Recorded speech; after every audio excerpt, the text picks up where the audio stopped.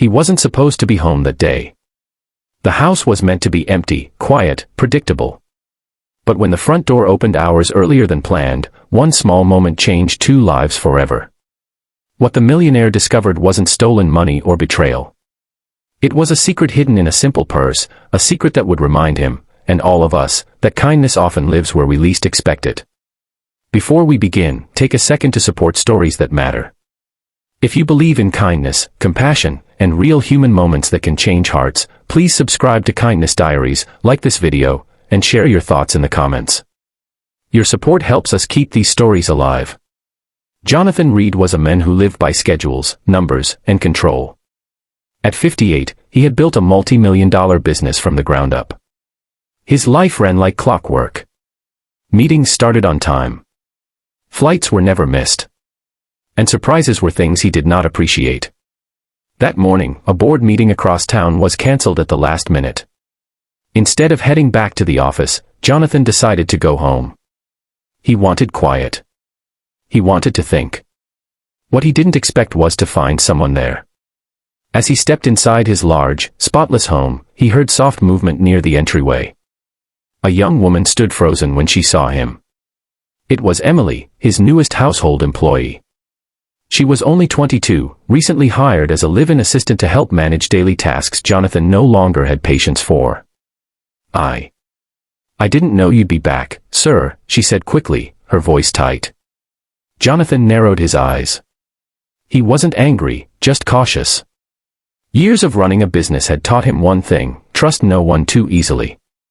It's fine, he said. Why are you nervous? Emily shook her head. I'm not. Just surprised. But Jonathan noticed her purse clutched tightly against her side. Too tightly. Over the past few weeks, small things had gone missing. Nothing major. A few loose bills from his desk. Some groceries that didn't line up with receipts. He hadn't accused her, but the thought had crossed his mind more than once. Emily, he said calmly, may I see what's in your purse? Her face drained of color. Please, she whispered. I can explain. Jonathan's jaw tightened.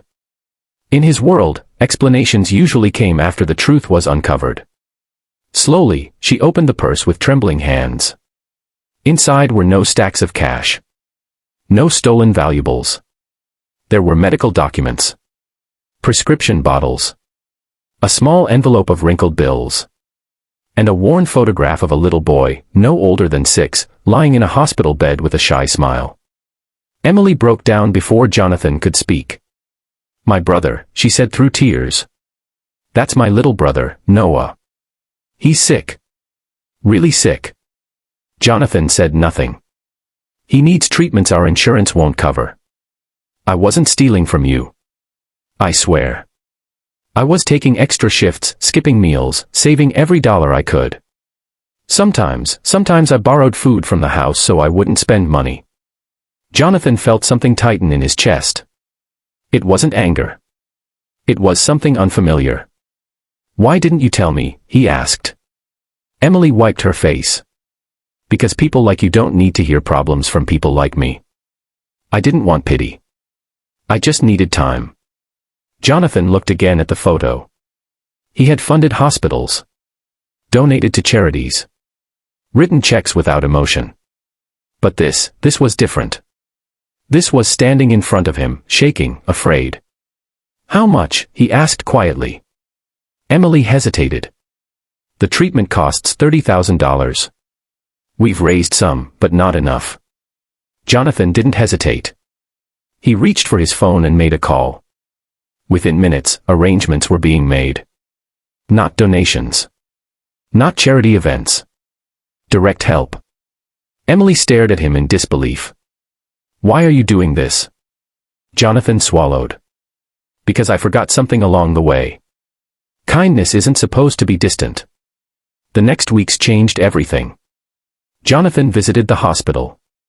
He met Noah. He learned the names of nurses. He listened. Not as a millionaire. As a human being. Emily kept her job, but more than that, she gained dignity.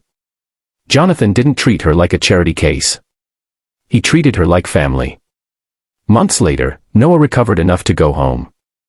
On his last day at the hospital, Jonathan handed Emily a small gift. Inside was the same photograph, but framed. On the back was a note. "Thank you for reminding me that kindness doesn't come from wealth. It comes from noticing." Jonathan Reed still ran his company. Still lived in a large house. But something inside him had changed forever. He no longer returned home early just to find silence. He returned home looking for connection. And Emily. She never hid anything in her purse again, except hope. Kindness doesn't always arrive with grand speeches or dramatic moments. Sometimes it's found in a quiet request, a trembling hand, or a secret carried out of love. If this story touched your heart, let it remind you that kindness begins the moment we choose to understand instead of judge. Spread it. Live it. And keep your heart open, because you never know whose life you might change next. This is Kindness Diaries.